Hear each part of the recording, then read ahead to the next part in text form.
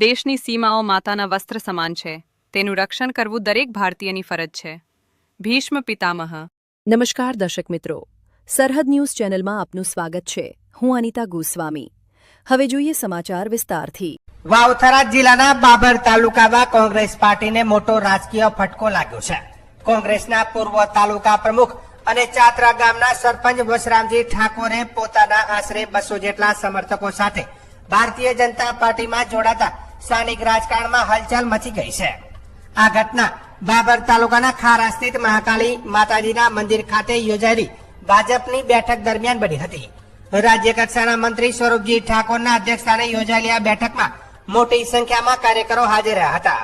વસરામજી ઠાકોર કે જેમણે કોંગ્રેસમાં સતત 2 ટર્મ સુધી તાલુકા પ્રમુખ તરીકે સેવા આપી હતી અને પીઠ આગેવાન તરીકે ઓળખ ધરાવતા હતા, તેમણે કોંગ્રેસ સાથેનો લાંબો સંબંધ તોડી ભાજપનો ખેસ ધારણ કર્યો હતો.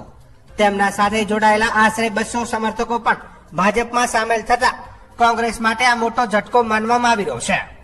ભાજપમાં જોડાયેલા વસરામજી ઠાકોર અને તેમના સમર્થકોનું રાજ્ય કક્ષાના મંત્રી સ્વરૂપજી ઠાકોર, વાવથરા જિલ્લા ભાજપ પ્રમુખ ડોક્ટર નરેશભાઈ ઠાકોર, મહામંત્રી ઉમેદદાન ગઢવી અને પ્રભારી વિશાલભાઈ પટેલે દ્વારા ખેસ પહેરાવી આવકારવામાં આવ્યા હતા. આ પ્રસંગે બાબર તાલુકા ભાજપ પ્રમુખ ભરતભાઈ કાપડી, મહામંત્રી મફાજી ઠાકોર સહિત તાલુકાના અનેક કાર્યકરો અને હોદ્દેદારો મોટી સંખ્યામાં હાજર રહ્યા હતા. આ રાજકીય ફેરફારને લઈને બાબર તાલુકાના રાજકારણમાં આવનારા સમયમાં નવા સમીકરણો ઉભા થવાની શક્યતા વ્યક્ત કરવામાં આવી છે. એમાં ભાઈ જાણે ધારાસભ્ય હતા ને અહીંયાના અધ્યક્ષ સ્થાને અમે કોંગ્રેસમાં જોડાણા હતા. અમે 30 વર્ષથી હું કોંગ્રેસમાં છું અને લગભગ 30 વર્ષથી કોંગ્રેસમાં છું. 2 વાર જ્ઞાનીબેન ધારાસભ્ય બન્યા, સંસદ સભ્ય બન્યો. એના પછી બનાસકાંઠાની અંદર જ્ઞાનીબેન સંસદ સભ્ય બન્યો. પછી કોંગ્રેસના જે સાચા કાર્યકરો એટલા નારાજ છે ને એની કોઈ સીમા નથી.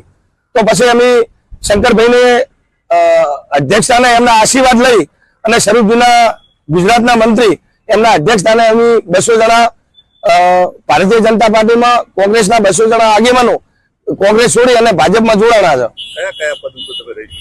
પેલું મારું પદ હું 2 ટર્મમાં સેવાદળ પ્રમુખ રહેલો છું. એના પછી 2010માં નગરપાલિકાનો કોર્પોરેટર રહ્યો હતો. એની પછી હું નગરપાલિકાની ચૂંટણી આવ્યો એટલે 15 વોટે મારા વિસ્તારમાં 15 વોટે હારી ગયો હતો અને એની પછી પાભર શહેર કોંગ્રેસના પ્રમુખ તરીકે હું સેવા આપી હતી અને આટલી સુધી છું. અને મારો એક ખાસિયત છે, જ્ઞાનીબેન 2 વાર ધારાસભ્ય બન્યો, 1 વાર સંસદ સભ્ય બન્યો, પણ એ એક સિંગલ ફોન નથી કર્યો. અને પાભર શહેરની અંદર જ્ઞાનીબેન ઠાકોરે એક ઇટાળી પણ મેલી નથી. એક વિકાસનું કામ એમનું પાભર શહેરની અંદર કર્યું નથી એમની.